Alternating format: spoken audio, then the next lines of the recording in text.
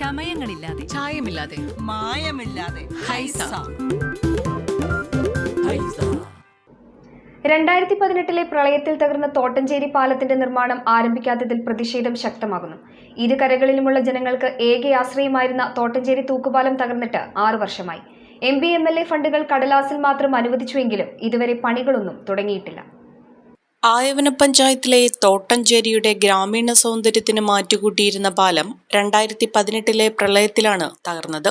തൂക്കുപാലം പുനർനിർമ്മിക്കണമെന്നാവശ്യപ്പെട്ട് ജനങ്ങൾ ഒട്ടേറെ നിവേദനങ്ങളും പരാതികളും അധികാരികൾക്ക് നൽകിയിരുന്നു. തോട്ടഞ്ചേരി കടുംപിടി പ്രദേശങ്ങളെ തമ്മിൽ ബന്ധിപ്പിച്ച് കാളിയാർ പുഴയ്ക്ക് കുറുകെയാണ് 2002 തൂക്കുപാലം നിർമ്മിച്ചത്. പാലം നിർമ്മിച്ച് 1.5 പതിറ്റാണ്ട് കഴിഞ്ഞിട്ടും പാലത്തിൽ അറ്റകുറ്റപ്പണികൾ നടത്തിയിരുന്നില്ല. ഇതിനിടയിലാണ് പ്രളയം പാലത്തെ തകർത്തെറിഞ്ഞത്. കാലാമ്പൂർ പ്രദേശത്തുള്ളവർക്ക് രണ്ടാർകരയിലും തൊടുപുഴ മൂവാറ്റുപുഴ റോഡിലേക്കുമുള്ള എളുപ്പമാർഗമായിരുന്നു തോട്ടഞ്ചേരി തൂക്കുപാലം.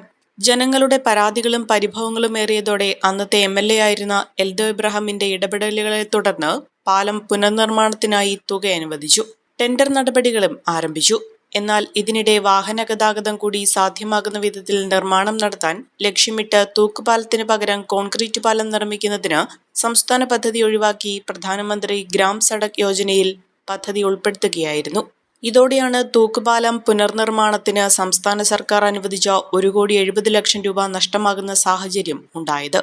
ഞാനിപ്പോൾ അതിൽ കയറി വരണേ ഒത്തിരി പാടുപെട്ടാണ് കയറി വന്നത്. ഒന്ന് അങ്ങോട്ടും ഇങ്ങോട്ടും തന്നെയാണ് ഈ പറയുന്നത്, താഴത്തേക്ക് വെള്ളത്തിൽ വീഴും. ആ രീതിക്കാണ് ഞങ്ങൾ നടക്കുന്നത്. ഭയങ്കര കഷ്ടപ്പാടാണ്. ഇപ്പോൾ എങ്ങോട്ടെങ്കിലും പോകണമെങ്കിൽ ഇപ്പോൾ ആശുപത്രി പോയിച്ചും വരണം.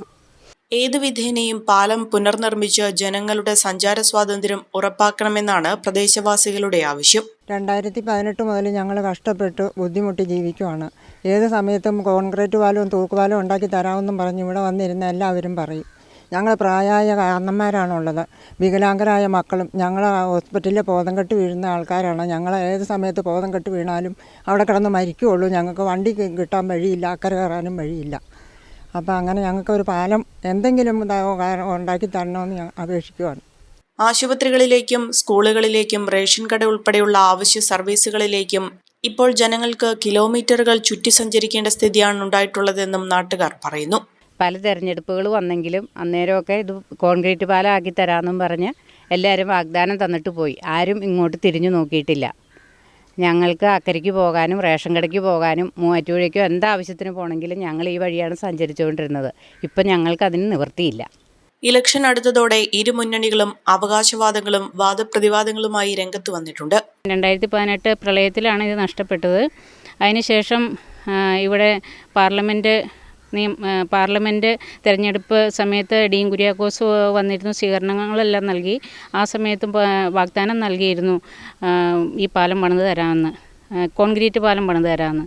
അതിനുശേഷം നിയമസഭാ വോട്ടിൻ്റെ സമയത്തും കുഴൽനാടൻ വന്ന് ഞങ്ങൾക്ക് വാഗ്ദാനം തന്നതാണ്. പക്ഷേ നാളിതുവരെ ആയിട്ട് ഞങ്ങൾക്ക് ഇങ്ങനൊരു പാലം കിട്ടുകയോ, ഈ ഗ്രാമവാസികൾ വളരെ ഏറെ കഷ്ടപ്പെട്ടാണ് ടൗണിലെത്തുന്നതും കുട്ടികൾ വിദ്യാഭ്യാസത്തിന് വേണ്ടി പുറത്തു പോകുന്നതും സ്കൂളിലേക്ക് പോകാനും വരാനും എല്ലാം ഞങ്ങൾക്ക് ബുദ്ധിമുട്ടാണ്.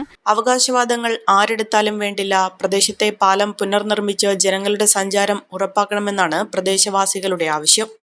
ഈ 2018 പ്രളയത്തോടു കൂടി നശിച്ചുപോയ ഒരു തൂക്കുപാലമാണ് നമ്മൾ ഈ കാണുന്നത്. അതിനുശേഷം റീബിൽഡ് കേരളയിൽ ഉൾപ്പെടുത്തി ഈ പാലം നന്നാക്കാൻ 1,70,00,000 രൂപ അനുവദിക്കുകയുണ്ടായി.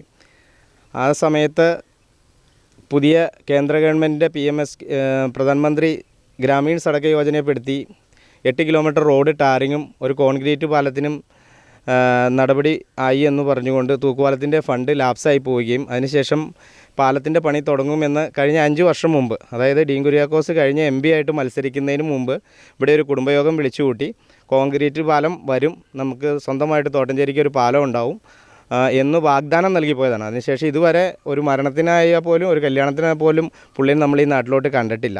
ഇതേ വാഗ്ദാനം തന്നെ അതിന് ശേഷം വന്ന നിയമസഭാ മണ്ഡല ഇലക്ഷന് മാത്യു കുഴൽനാടൻ ഫ്ലെക്സ് അടിച്ച് ഇവിടെ വെച്ച് വോട്ട് മേടിക്കുകയുണ്ടായി. അദ്ദേഹവും ഈ പാലവുമായിട്ട് ബന്ധപ്പെട്ട് യാതൊരു കാര്യത്തിനോ അല്ലെങ്കിൽ ഇവിടുത്തെ ഒരു അവസ്ഥ മനസ്സിലാക്കാൻ ഇതുവരെ വന്നിട്ടില്ല.